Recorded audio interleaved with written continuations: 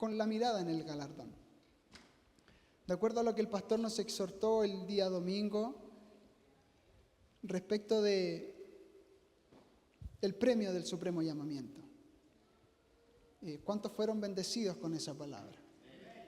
Dios de alguna manera es tan ordenado para ir enseñándonos, guiándonos. Él conoce nuestros tiempos, conoce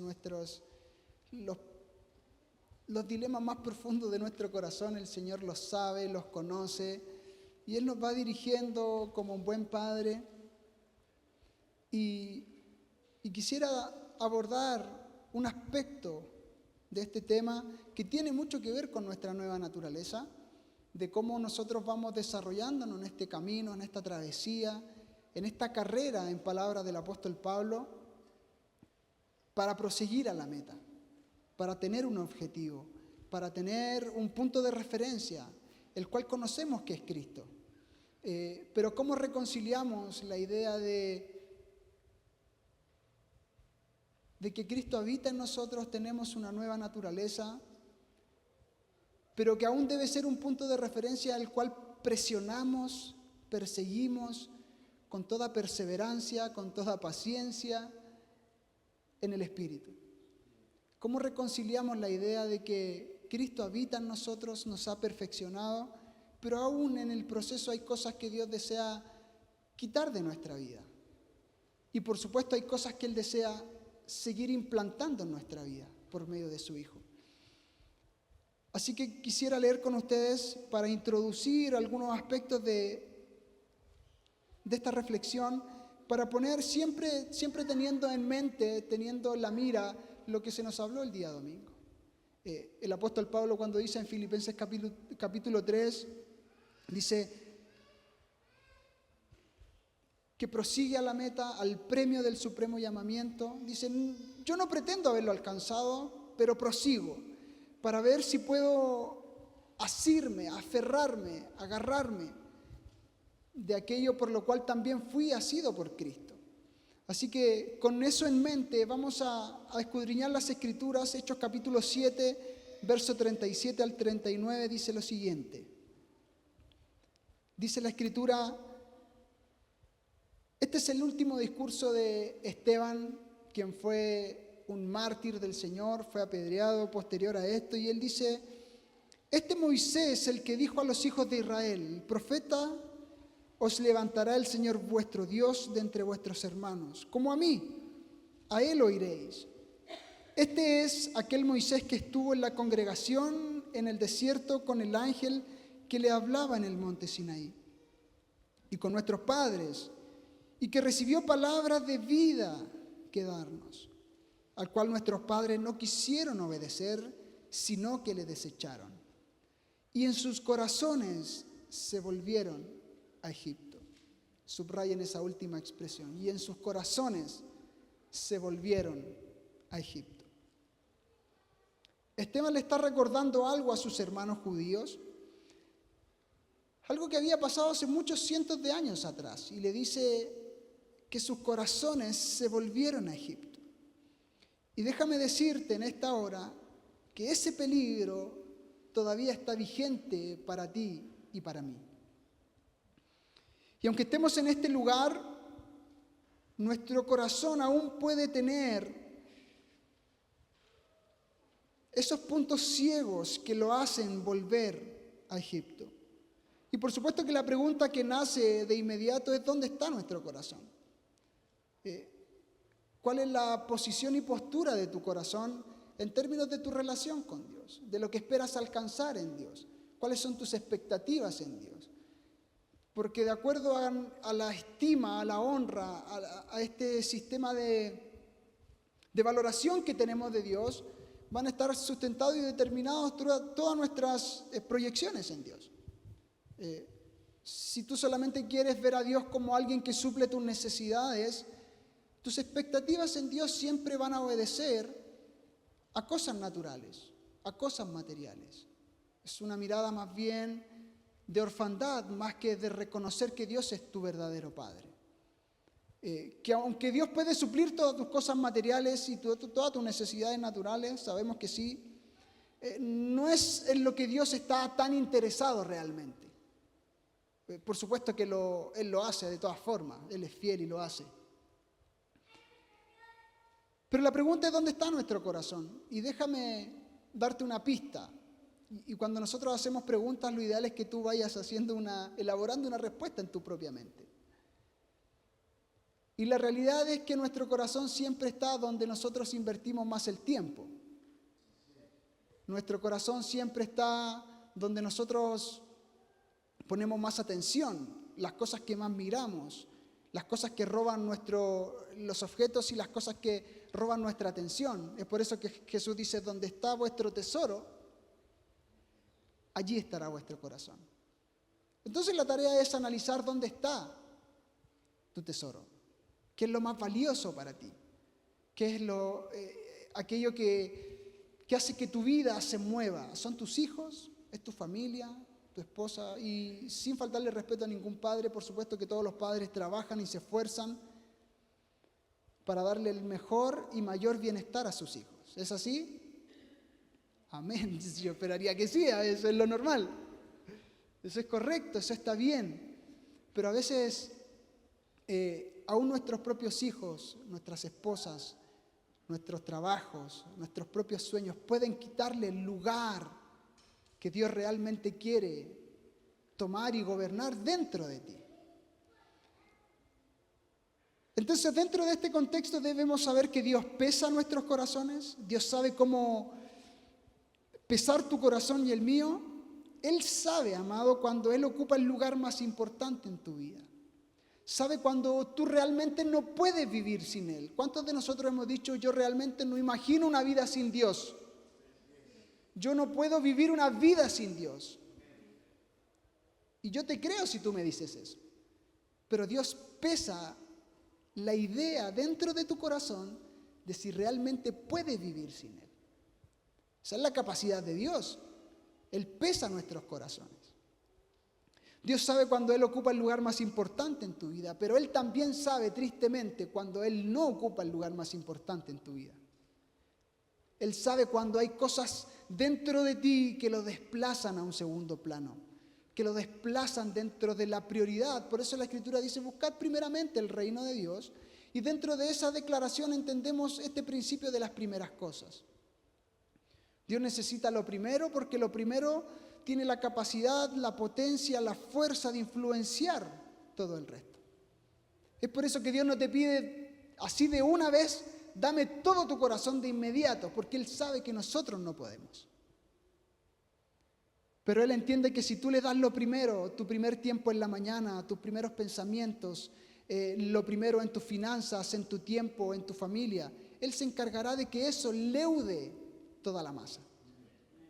Si la raíz es santa, lo es todo el árbol, lo son todas las ramas. Entonces Dios, que también sabe, tristemente para nosotros, sabe cuando Él no ocupa el lugar más importante en nuestra vida. Él sabe qué o quién ocupa el lugar más importante en tu vida. Y digo esto porque Él siempre está interesado en tu corazón, en mi corazón. Todo el tiempo está interesado en Él. Y una de las controversias más grandes que nosotros vivimos como creyentes en algún momento de nuestras vidas es haber nacido de nuevo, haber sido hechos hijos de Dios, pero nunca haber tenido un corazón hacia Dios, inclinado hacia Dios. Nunca haber abrazado el compromiso de ser un hijo de Dios.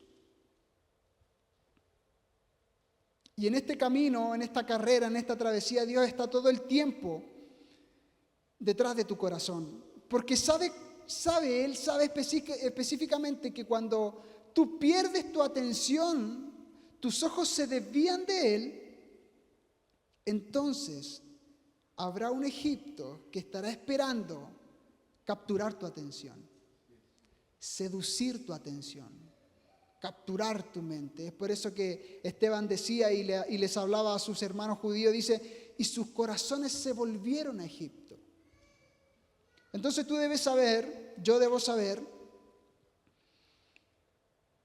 que afuera hay un Egipto que está todo el tiempo trabajando en sus artimañas para tomar tu atención, para distraerte en esta carrera de largo aliento que el apóstol Pablo nos menciona. El Evangelio sabemos que el Evangelio es de valientes, es de personas, de vencedores, y sabemos que es una carrera de largo aliento, no una carrera de velocidad, como se nos ha enseñado muchas veces, porque tú tienes que tener cierta resistencia en esta travesía en Dios. Debes tener cierta capacidad aeróbica para mantener el ritmo, no desfallecer, no detenerse, ni menos retroceder. Es por eso que el apóstol Pablo nos enseña estas cosas. Dice, yo lo que queda atrás no lo considero. Lo que está atrás ya está atrás. Y muchas veces el pasado nos estanca. El pasado nos retiene. No nos deja dar pasos hacia adelante, hacia la meta, hacia el premio del supremo llamamiento. Entonces Dios, teniendo esta perspectiva de nosotros y sabiendo cómo son nuestros corazones, sabiendo que nuestra atención puede ser rápidamente desviada, Él establece y hace esto, por ejemplo, con Israel. En Éxodo capítulo 13, versos 17 y 18, solamente un ejemplo para que tú veas que Dios está pendiente, no solamente de que tú seas salvo, sino de toda tu trayectoria hasta el día en que Él te llame a su presencia o hasta el día en que Él regrese. Entonces, Él dice acerca de Israel cuando sale al desierto y dice, y luego que Faraón dejó ir al pueblo, Dios no los llevó por el camino de la tierra de los filisteos, que estaba cerca. Dios, para salir de Egipto había un camino, un trazo, pero Dios dice, este es el camino más corto, pero lo voy a llevar por el camino más largo. Y dice que Dios no los llevó por el camino de la tierra, que estaba cerca, porque dijo Dios, y mira la consideración que Él hace para con su pueblo, para que no se arrepienta el pueblo cuando vea la guerra y se vuelva a Egipto. Mas hizo Dios que el pueblo rodease por el camino del desierto del Mar Rojo, y subieron los hijos de Israel de Egipto armados. Entonces Dios está tan pendiente de ti en tu trayectoria, en tu camino, en tu peregrinaje, en tu carrera, que Dios a veces te va a hacer dar una vuelta más larga como a Israel para evitar ciertas cosas. Pero en esa vuelta más larga tú vas a tener que tener un sistema cardiovascular que soporte ese ritmo. ¿Cuántos van al gimnasio aquí? ¡Wow! Bien. Veo como 2 o 3 nomás, pero bien. ¿Cuántos? Bien. Bien. Entonces todos los que tienen una noción acerca del gimnasio entenderán que hay ejercicios que son de fuerza, de resistencia, ejercicios aeróbicos, y en este caso nosotros necesitamos desarrollar un sistema aeróbico en nuestra vida que nos permita oxigenarnos todo el tiempo en esta carrera de Dios. Entonces, Dios dice que los desvía del camino para que ellos eviten a los filisteos, eviten la guerra. Porque dice Dios, no sea que ellos viendo la guerra se asusten y quieran volver a Egipto. Eventualmente Israel tuvo muchos enemigos, muchos pueblos que se levantaron contra ellos. Dios no va a evitar todo el tiempo la guerra, la confrontación en tu vida. Pero cuando Él te salva, cuando tú eres nuevo en Dios, Dios hace estas cosas. Porque sabe que tú puedes mirar el contexto y retroceder fácilmente. Mira lo bueno que es Dios. Entonces de repente tú ves gente que llega a la iglesia, que recién conoció al Señor y que todas las cosas le resultan. Y tú dices, mira, este hermano viene recién llegando y Dios le responde al tiro. Pero no entendemos que Dios, como un buen padre, sabe que esa persona necesita eso. Porque si no, su mirada rápidamente se desviaría de Él. Entonces los va fortaleciendo, le va dando prueba de su amor, de su fidelidad, hasta firmarlo para enfrentar realmente los enemigos que debe enfrentar. Que la mayor parte del tiempo no están afuera, sino que están dentro de él mismo, de ella misma. Entonces Egipto, en este contexto, conocemos nosotros que es la figura del mundo, es el cosmos, es un sistema que sustituye a Dios y lo saca del centro de tu vida. Este sistema suple las 3 necesidades que tiene cualquier ser humano, que es la necesidad de sustento, de protección y de placer. Anótalo y medítalo, lo hemos conversado en algún tiempo. Pero el sistema funciona y está creado para capturarte en estas tres áreas, que en definitiva son las tres áreas en las cuales Adán cayó al momento de desconectarse de Dios. Él ahora necesita sustento, necesita trabajar con el sudor de su frente, necesita protección, él se viste, se esconde y necesita placer, necesita encontrarle sentido a la vida a través de cosas placenteras. Y este sistema está creado para responder a estas necesidades. Para muchos, Egipto puede ser su autosuficiencia, su trabajo, caerle a las cosas o lugares que entienden, aquí sí que me va a ir bien, con esto sí que me va a ir bien. Basado en cosas que son totalmente pasajeras y naturales, no entendiendo la naturaleza en Cristo. Entonces, por ejemplo, Abraham dice en la Escritura que él descendió a Egipto por comida porque había hambre en algún momento en su tierra.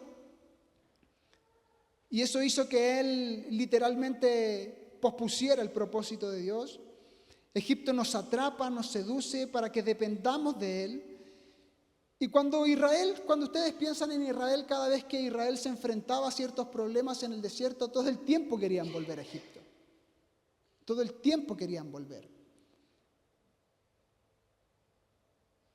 Y nosotros decimos, bueno, pero yo estoy aquí, en la iglesia, soy un hijo de Dios, vengo los domingos, no hago ciertas cosas.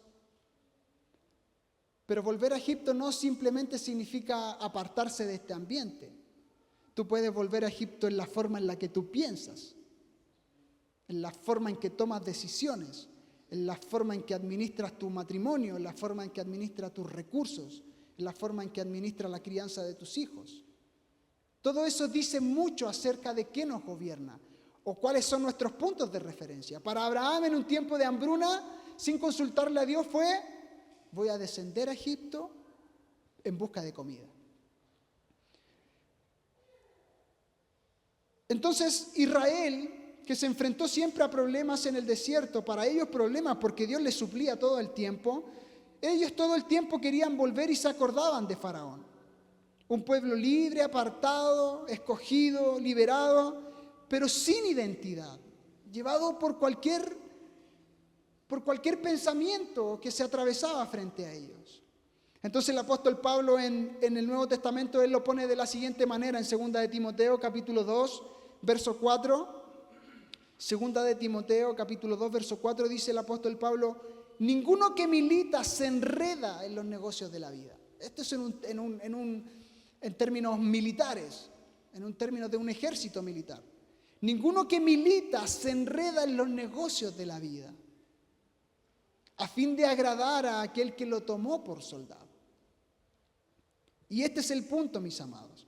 Cada vez que nos detenemos en esta carrera, es porque nos enredamos en los negocios de la vida.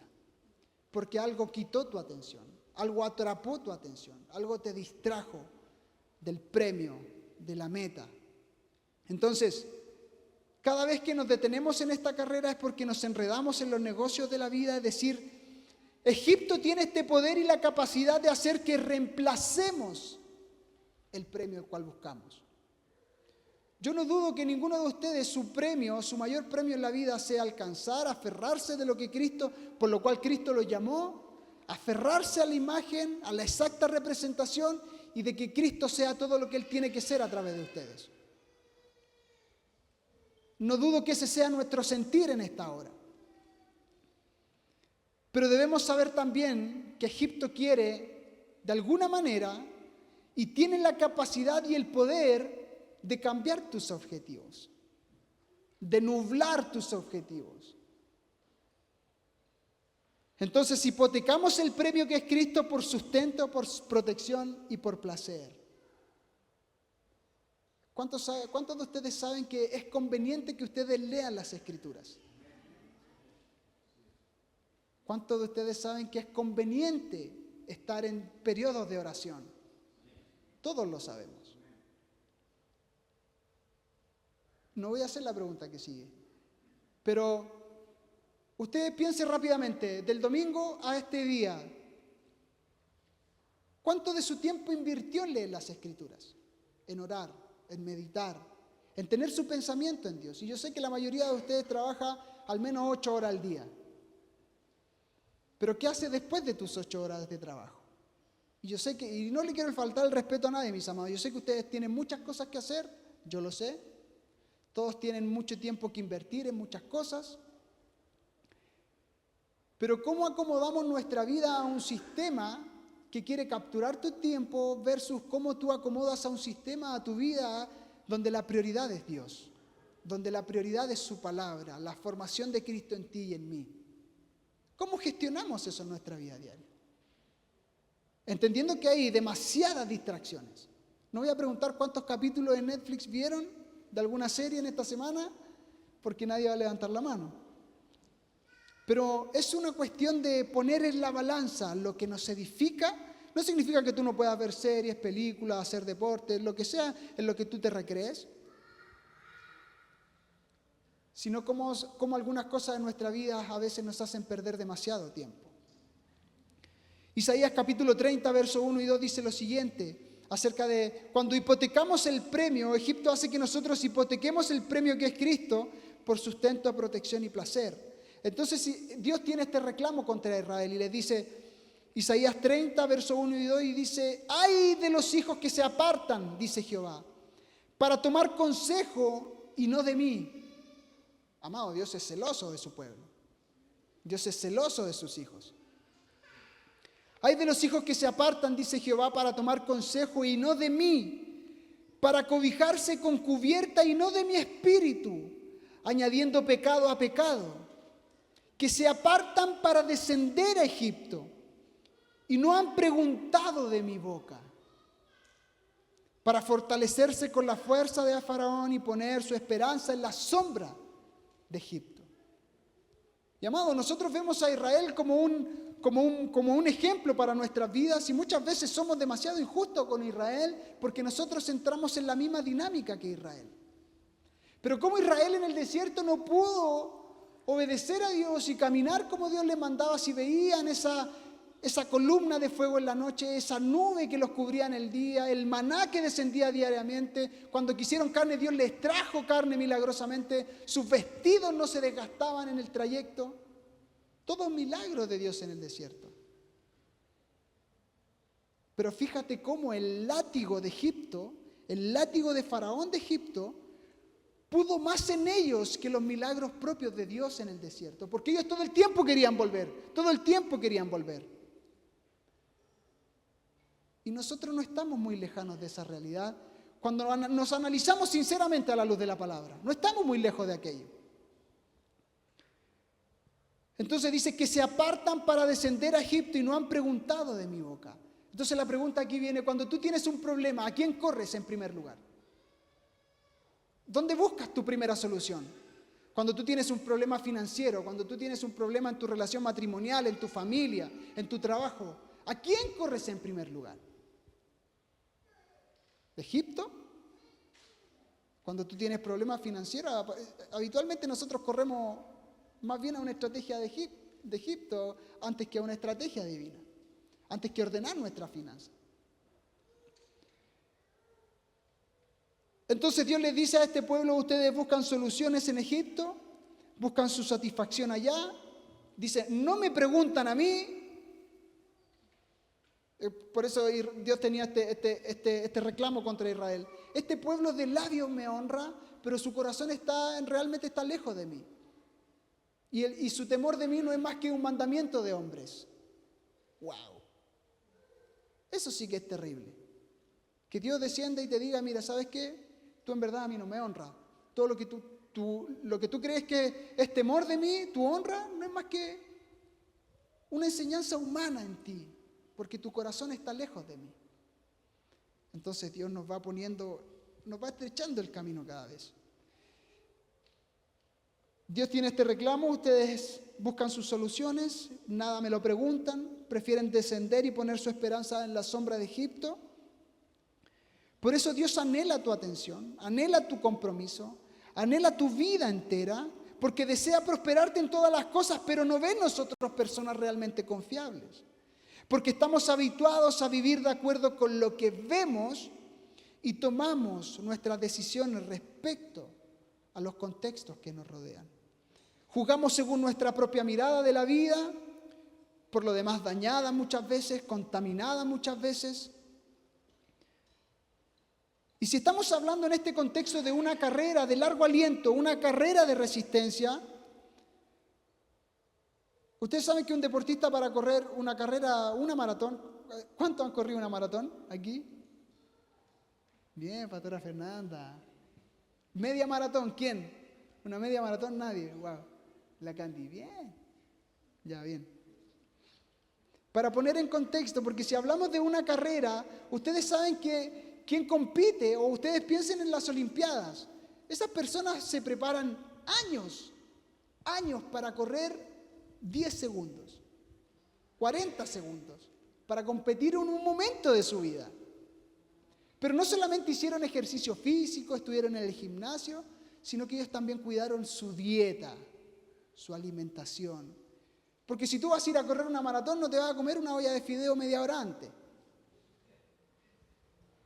No te vas a mandar un filete una hora antes. No, tú sabes que tienes que ir liviano y preparas tu alimentación los días anteriores, para que el día de la carrera tu cuerpo esté saludable, listo para la carrera, para dar tu mayor potencial.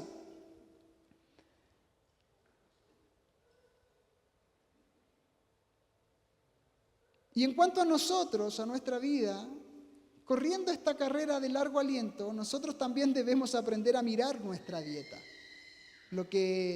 con qué alimentamos nuestro corazón, qué estamos comiendo, de qué nos estamos alimentando, quién nos está alimentando. ¿Quién nos está alimentando? Porque cuando hablamos de alimento, en términos de lo que Dios espera es que nosotros nos nutramos de su palabra.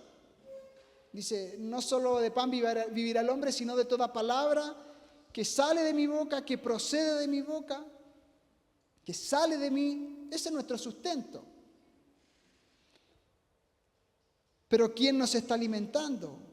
Egipto, Dios, yo mismo. ¿Dónde estamos yendo a buscar ese alimento?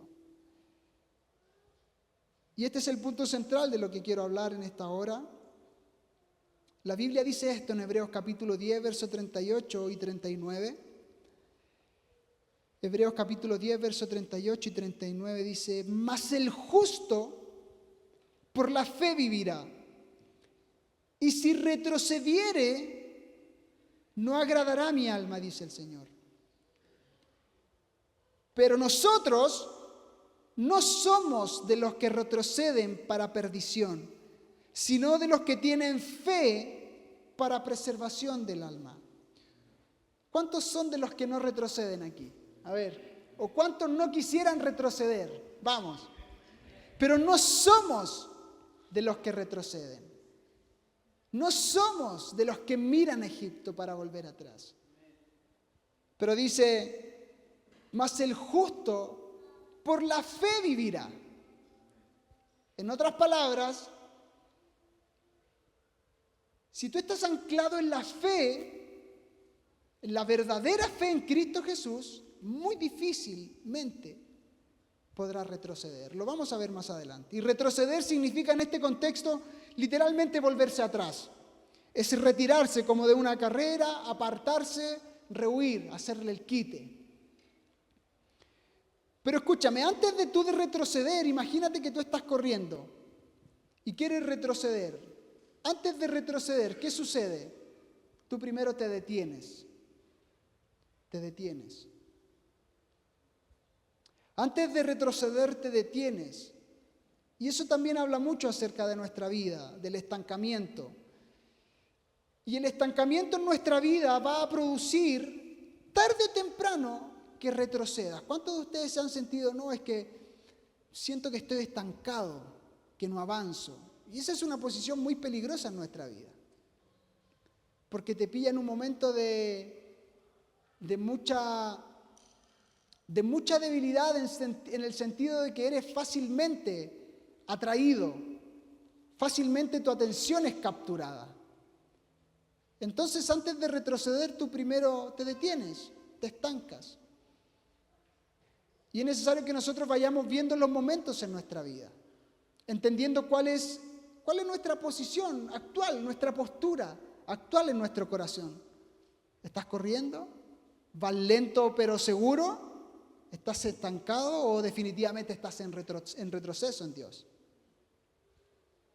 Entonces, mira lo que dice Hebreos capítulo 11, versos 24 y 26. Hebreos 11, 24 y 26. Dice, por la fe, Moisés, hecho ya grande, rehusó llamarse hijo de la hija de Faraón, escogiendo antes ser maltratado con el pueblo de Dios que gozar los deleites temporales del pecado, teniendo por mayores riquezas el vituperio de Cristo. En algún momento vamos a hablar de los vituperios de Cristo. Dice, teniendo por mayores riquezas el vituperio de Cristo que los tesoros de los egipcios. Y dice lo siguiente, porque tenía puesta la mirada, ¿dónde? ¿Dónde tenía su mirada? Por la fe Moisés, hecho ya grande, rehusó llamarse hijo de la hija de Faraón, escogiendo antes ser maltratado con el pueblo de Dios, que gozar de los deleites temporales del pecado, teniendo por mayores riquezas el vituperio de Cristo que los tesoros de los egipcios, porque tenía puesta la mirada en el galardón. Entonces ahora nosotros conectamos nuestra forma de ver, nuestra mirada, con nuestra fe, con el premio, con el galardón. ¿Cómo nosotros entrelazamos todas estas cosas? Y el Señor nos enseña muchas cosas a través de esto. Dice la Escritura que por la fe Moisés prefirió los vituperios de Cristo porque tenía la mirada en el galardón. Entonces aquí tenemos este factor tan importante y relevante para nosotros. La mirada. La forma en que tú ves la vida, la forma en la que tú te enfrentas a los contextos, a las realidades de tu propia vida. Y Dios nos da la fe para afirmar nuestra vida y mantener nuestra mirada en el galardón. Pero muchos de nosotros tenemos miopía espiritual. Miopía espiritual. Esa visión borrosa o poco clara de los objetos lejanos. Por ende no podemos fijar nuestra mirada en el premio, en el galardón. Nos es imposible porque nuestra mirada está dañada. Tú sabes, el apóstol Pablo, él mismo en Filipenses habla acerca de toda su trayectoria, de toda su capacidad humana en términos, él dice, yo soy fariseo de fariseos, enseñado a los pies de Gamaliel, de la tribu de Benjamín, en cuanto a la ley, irreprensible. Pero dice, todas estas cosas las he estimado como pérdida. Pero él antes no las estimaba como pérdida. Pero tú ves a este hombre celoso de Dios, dice en cuanto a la ley, celoso de Dios. Y tú dices, este hombre, en nuestra mirada, sería un poderoso hombre en las manos de Dios. La realidad es que Pablo era ciego con todo ese catálogo, con toda esa descripción, con todo ese currículum. Pablo era ciego, porque él perseguía a la iglesia, mataba a los cristianos. Y tú dices, ¿cómo este hombre, con todo lo que sabía y manejaba de la Escritura, podía ser ciego? La realidad es que lo pudo, porque él perseguía lo que Dios realmente estaba edificando, que era su iglesia.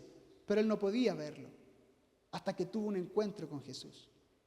Hasta que tuvo un encuentro con Jesús. Entonces, la mirada es importante. Muchas veces no podemos fijar nuestra mirada en el premio, en el galardón, porque es un asunto de cómo ves. En términos de nuestra fe podemos tener esto que llamamos miopía, ser cortos de vista, enfocándonos simplemente en lo que está frente a nuestros ojos e ignorar el futuro, lo que está por delante, por cuanto estamos mirando de forma incorrecta. Muchos de nosotros nos dirigimos por las cosas que vemos, situaciones favorables o desfavorables. Muchos de nosotros vivimos más bien por preferencias que por principios. Entonces lo que me conviene, eso hago. Entonces si tengo réditos de aquello, le caigo atrás. Pero si no me conviene, mejor, si tengo que ser muy generoso, mejor. Si tengo que sacrificar mucho de mi tiempo, mejor que no. Si tengo que sacrificar mi descanso, mejor que no. Si tengo que ir al operativo el día sábado, mejor que no.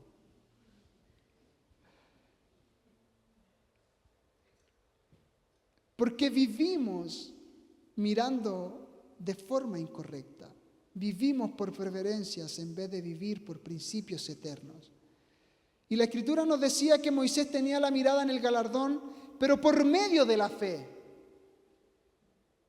Yo quiero que usted entienda esto, que es imposible que tú puedas fijar tu mirada y alcanzar el premio si no hay algo dentro de ti que se llama fe. Fe. Y todos conocemos Hebreos capítulo 11, verso 1. Todos lo conocemos. Lo vamos a leer de todas formas más adelante. Entonces dice, Hebreos capítulo 11, verso 27. Hebreos 11, 27, hablando acerca del mismo Moisés. Por la fe dejó Egipto, no temiendo la ira del rey, porque se sostuvo como viendo al invisible. Amado, para la naturaleza del ser humano, tomar decisiones sin tener los números en la mesa, sin tener claridad de lo que va a suceder, es una tragedia. Es una tragedia, porque todos queremos las evidencias primero. El Señor te dice, confía en mí, yo te voy a prosperar, te voy a bendecir, voy a hacer esto de ti. Pero tú primero quieres tocar el borde, quieres tocar las heridas de Jesús antes de creer.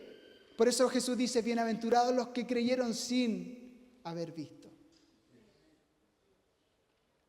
Porque es acerca de cómo ves el Evangelio, de cómo ves el reino de Dios. Hebreos 11, 27 dice, por la fe dejó a Egipto, no temiendo la ira del rey, porque se sostuvo como viendo al invisible. El contexto era dramáticamente contrario para Moisés, pero él no se dirigió por la presión de Faraón, ni siquiera del mismo pueblo, cuando estaban en el desierto. Moisés tenía esta capacidad específica para ver y para sostenerse como viendo al invisible. Entonces, Éxodo 33, verso 11 dice lo siguiente acerca de Moisés. Éxodo 33, verso 11 dice, y hablaba Jehová a Moisés cara a cara, como habla cualquiera a su compañero, y él volvía al campamento. Hablar cara a cara con Dios es una referencia a la relación que tienes con Él. Es una característica de tener comunión, de tener intimidad con Él. Es mirarse a los ojos frente a frente, donde tú no escondes nada delante de Dios. Eres transparente, abres tu corazón porque sabes que Él es tu Padre. Esta relación no está determinada por lo que vemos naturalmente, sino por ver aquello que aún es invisible, pero ha sido prometido y declarado por Dios para tu vida. Segunda de Corintios capítulo 5, verso 7 dice, porque por fe andamos y no por vista. Por fe andamos y no por vista. Yo sé que estos versículos ustedes los conocen, se los saben de memoria, los recitamos, los cantamos. Pero ¿qué hay de vivir esto? ¿Qué hay de experimentar realmente esto? De no vivir por lo que vemos, sino vivir por fe, que cuando tú estás viendo algo que es demasiado imposible para ti, que no puedes contra ello, aún das esos pasos de fe que Dios te está empujando a dar. Aunque parece irracional, amados, muchas veces el Evangelio se va a sentir como algo irracional, como algo fuera de tu mente, como que estás loco. Bendita locura. Bendita locura que nos atrae a Cristo. Pablo dice en Timoteo, primera de Timoteo 1, versos 18 y 19, en la Nueva Traducción Viviente, dice el apóstol Pablo, amado, debemos entender, antes de leer el versículo, que la Escritura dice que estamos completos en Él. Estamos completos en Él. La nueva naturaleza nos da acceso a todo lo que es Dios. Y eso nos abre un mundo de posibilidades. ¿Cómo reconciliamos eso con nuestra propia vida? Nuestra vida cotidiana es el desafío. Es el desafío de esta carrera, de este peregrinaje en Dios. Entonces, todo lo que tú necesitas para tu pleno funcionamiento y para la plena expresión de Cristo en ti, ya te ha sido dado. Ese no es el cuestionamiento aquí. Ya está dentro de ti. El asunto es cómo nosotros volvemos nuestro corazón de tal manera a Dios que por medio de su palabra Él pueda expresar todo lo que ya está dentro de nosotros. Entonces el asunto no es que Dios habite en nosotros, la plenitud de Él habite en nosotros, sino que Él se pueda convertir dentro de nosotros en todo lo que ya Él es dentro de nosotros. ¿Cómo conciliamos esa verdad? Entonces el apóstol Pablo le dice a Timoteo, Timoteo, hijo mío, yo te doy estas instrucciones basadas en las palabras proféticas que se dijeron tiempo atrás acerca de ti. Él está recordando algo que ya se dijo acerca de Timoteo. Dice, espero que te ayuden a pelear bien en las batallas del Señor. No le dice en tus propias batallas, en las batallas del Señor, en el propósito eterno de Dios, en la expresión de Cristo, en la formación de Cristo en ti. Entonces le dice, espero que te ayuden a pelear bien en las batallas del Señor. Aférrate a tu fe en Cristo, le dice. Para que tú puedas atravesar esta travesía, vas a necesitar aferrarte a tu fe en Cristo. Y mantén limpia tu conciencia.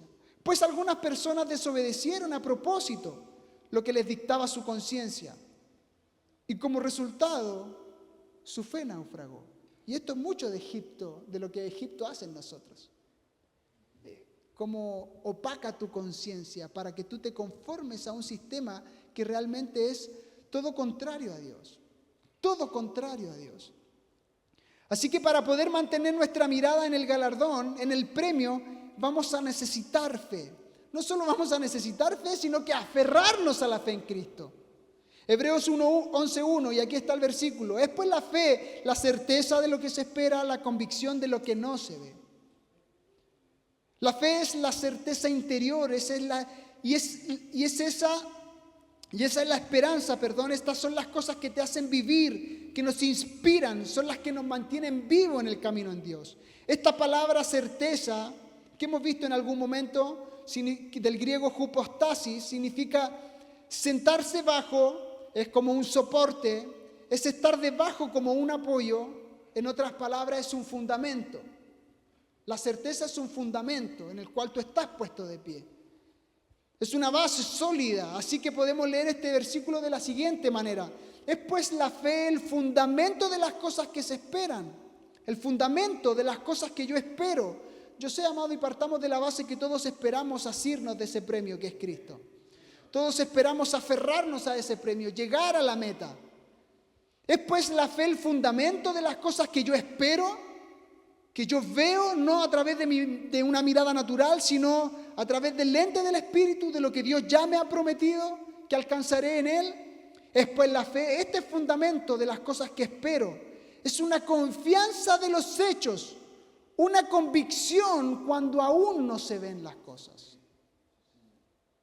Entonces yo sé que muchos de ustedes, incluyéndome yo mismo, a veces vemos tan difícil que Cristo sea expresado en nosotros. Señor, pero si yo soy tan así, yo no voy a cambiar, Señor. No puedo cambiar. Y yo sé que tú me amas así y entramos en esta autoconmiseración.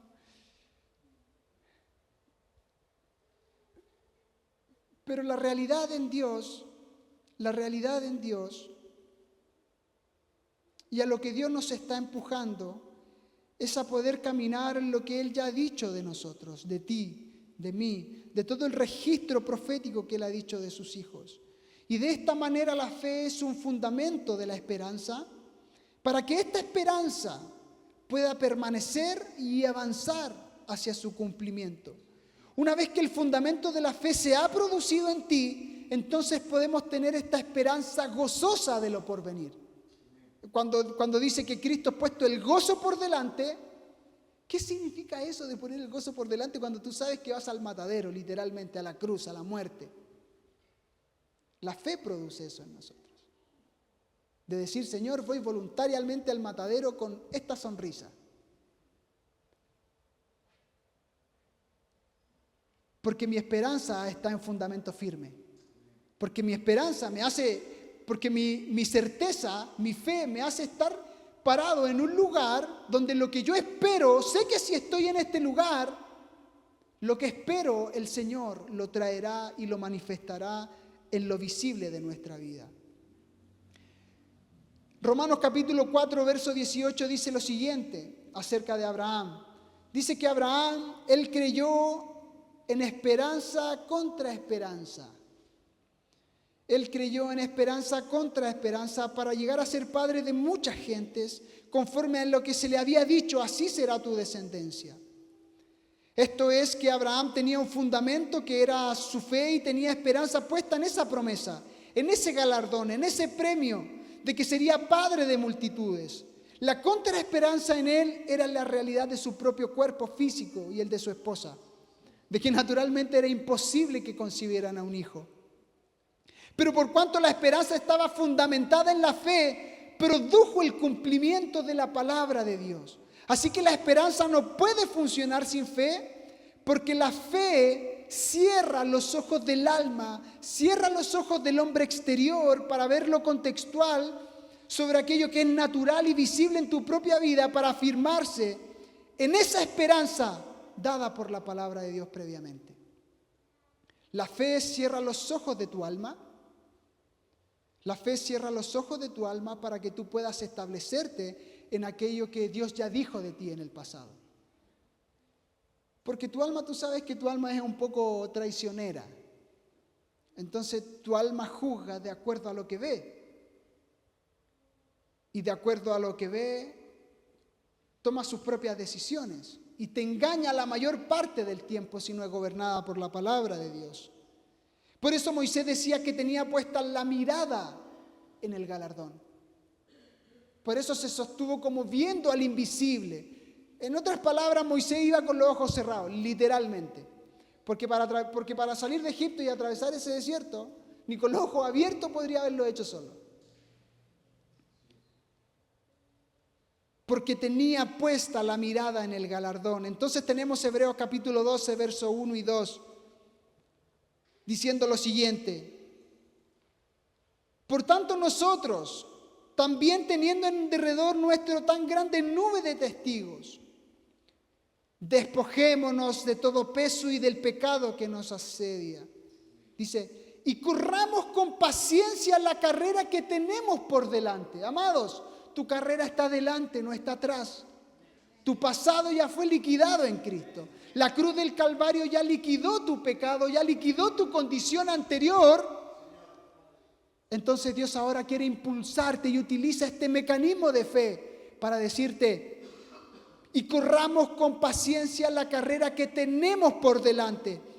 Puestos los ojos, tu mirada en Jesús, el autor y consumador de la fe, el cual por el gozo puesto delante de él sufrió la cruz. Menospreció el oprobio y se sentó a la diestra del trono de Dios. Amado, en otras palabras, lo que el apóstol nos está diciendo es que, puestos los ojos en Jesús, el autor y consumador de la fe, y te está diciendo de alguna manera que en este trayecto al premio, a la meta, tú vas a sufrir. Tú vas a tener tribulaciones. El apóstol Pablo lo pone, esta leve tribulación produce en ti un más excelente peso de gloria. Pero dice, pero nosotros nos enfocamos tanto en la tribulación y es que yo aquí, yo allá. Y nuestra mirada es apartada de Jesús a lo contextual.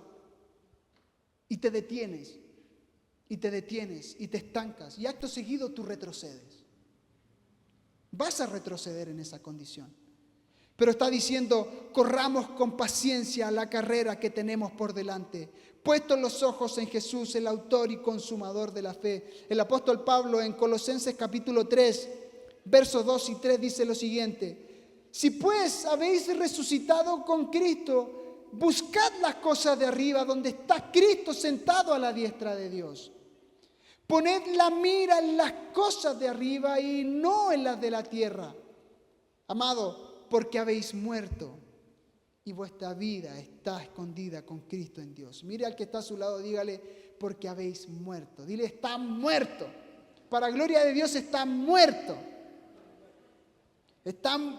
Hay algunos que están muy vivos, parece todavía. Ayúdanos, Señor. Poned la mira en las cosas de arriba, no en las de la tierra, porque habéis muerto y vuestra vida está escondida con Cristo en Dios. Cuando leemos Hebreos capítulo 11 acerca de los héroes de la fe, nos damos cuenta de que la forma de ver sus vidas trascendió realidades presentes.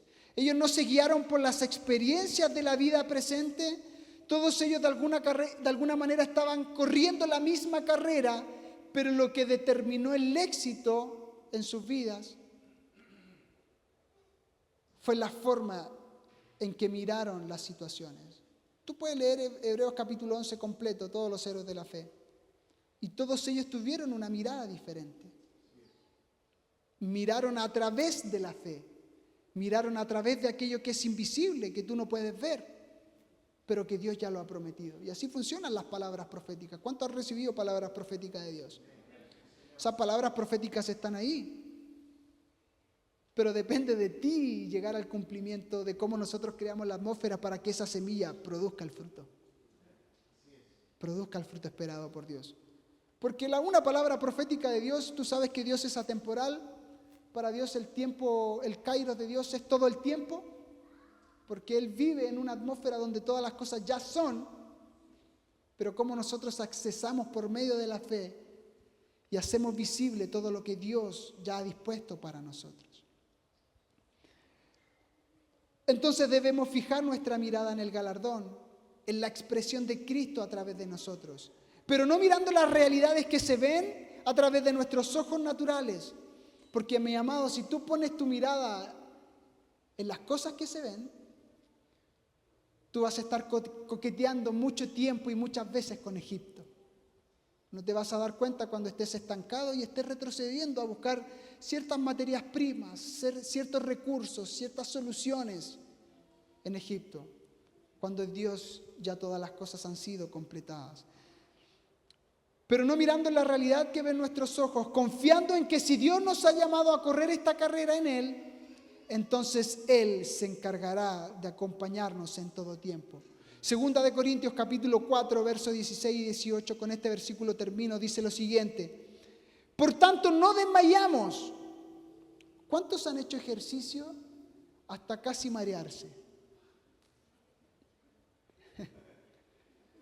Bueno, que olvido que no hacen mucho ejercicio, entonces ya hago la pregunta, voy a tener que cambiar la pregunta. Por tanto, no desmayamos. Antes, aunque este hombre exterior se va desgastando, el interior no obstante se renueva de día en día, porque esta leve tribulación momentánea produce en nosotros un cada vez más excelente y eterno peso de gloria. No mirando nosotros las cosas que se ven, sino las que no se ven, pues las cosas que se ven son temporales, pero las que no se ven son eternas. Pónganse de pie, amados hermanos, vamos a orar en